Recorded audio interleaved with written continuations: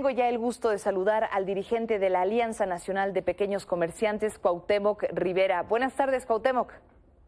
Muy buenas tardes, Paula. Me da mucho gusto saludarte a ti y a tu auditorio. ¿Cuál sería la perspectiva sobre los precios para estos próximos meses? Habemos muchos asustados.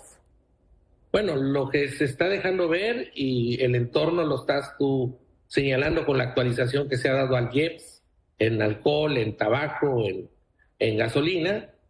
Junto a esto, evidentemente ha habido un conjunto de aumentos en diciembre y ahora en lo que va de enero, que deja ver una pendiente o una escalada inflacionaria consistente que se va a dar pie a la famosa cuesta de enero, que se convierte en una pendiente empinada de incrementos y que complica el consumo de los mexicanos, y que de alguna forma, como nos dimos cuenta, en diciembre repuntó la inflación a 7.77. La inflación alimentaria terminó cerrando por encima del 10%. Los alimentos en el país se encarecieron en 10%. Nosotros hicimos por ahí un estudio donde detectamos al menos 16 productos esenciales que elevaron sus precios de manera consistente durante el 2022. Algunos de ellos, como la tortilla, que llegó a cotizarse al cierre de año en 33 pesos el kilo, habiendo estado en 10.30 cuando arrancó la pandemia. El bolillo o la telera, que al inicio del año pasado estaba en 1.70, cerró en 2.50, y cuando empezamos la pandemia estaba a 90 centavos el bolillo. Realmente los doy como ejemplo. Los consumidores mexicanos hemos enfrentado y somos testigos de un encarecimiento de los alimentos de manera sistemática. Para el 2023 todo pinta que la inflación esencial, que es el costo de los alimentos y el costo de los servicios, va a seguir incrementando su precio y de alguna manera complicando el poder de compra de los mexicanos. Un dato interesante: de la pandemia para acá, los mexicanos, gastando lo mismo, obtienen 40% menos. Es decir, su poder de compra se ha depreciado en un 40%, al decir, de lo que se gastaba con un peso, lo que se alcanzaba a comprar con un peso antes de la pandemia, ahora se compra con ese mismo peso un 60% de lo que tú conseguías comprar antes. Esto nos habla de el doloroso y complicado costo económico que ha tenido todo este asunto de la pandemia y la etapa pospandémica que hemos enfrentado todos los mexicanos acá. Sí, y muy probablemente el principal reto que tenga el tema del aumento del salario mínimo, ¿no? Se veía como una muy buena noticia, y no es que no lo sea, pero cuando se tiene que enfrentar esta condición de los precios y sobre todo cuando se trata de los alimentos es aún más difícil. Ahora, para ir en contra de todo esto, se había hecho el acuerdo en contra de la inflación y la carestía, si no mal recuerdo, desde octubre pasado, y no se ha logrado realmente detener el precio de la canasta básica en estos 1,039 pesos. Una de las industrias que ya mencionaba previamente y que creo yo más está afectando es, por ejemplo, la industria del pan. ¿Cómo hacer para que las otras industrias no sigan estos pasos de salirse del acuerdo? Porque es inevitable. Los costos de la materia prima ya eran insostenibles para ellos, ¿no? Claro, realmente ellos no se salen. Siendo objetivos, la realidad económica los descarrila, porque la guerra de Ucrania y Rusia ha encarecido su principal insumo, que es el trigo. Sí. El trigo se encareció el año pasado en un 53%.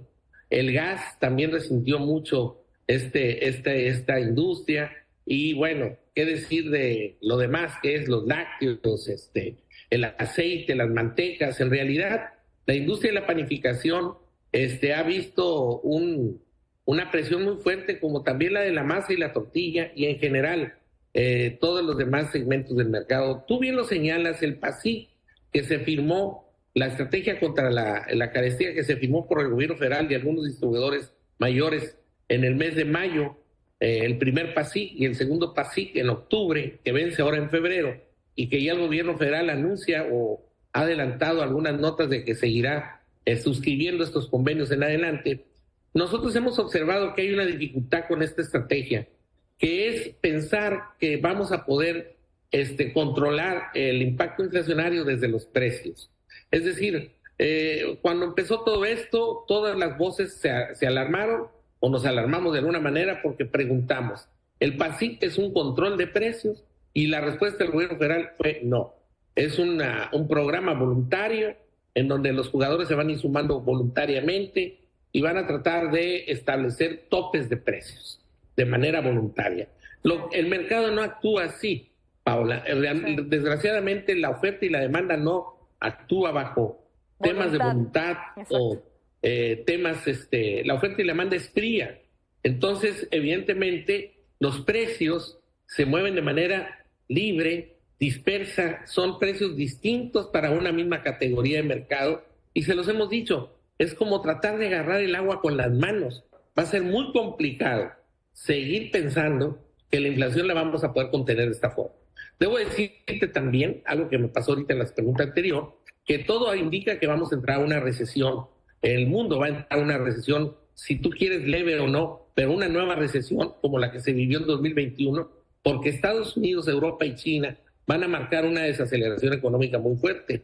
Y esto va a afectar a toda la economía global. Y ahí está México. O sea, México no puede estar pensando que no le va a afectar.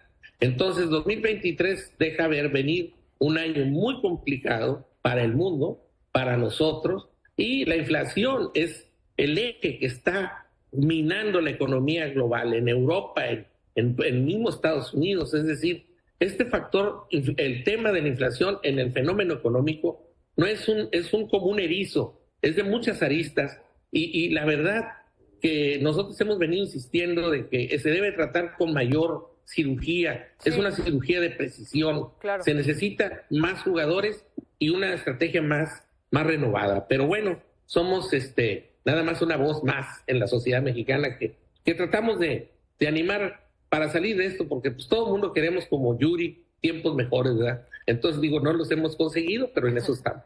Así es, en eso estamos, y bueno, pues como bien lo dice, todas las voces suman. Ojalá que esto que menciona de una cirugía mucho más específica pueda ser realidad antes de lo esperado. Muchísimas gracias, Cuauhtémoc Rivera, dirigente de la Alianza Nacional de Pequeños Comerciantes. Gracias. A ti, Paula. Gracias a ti, Paula. Muchas gracias. Saludos.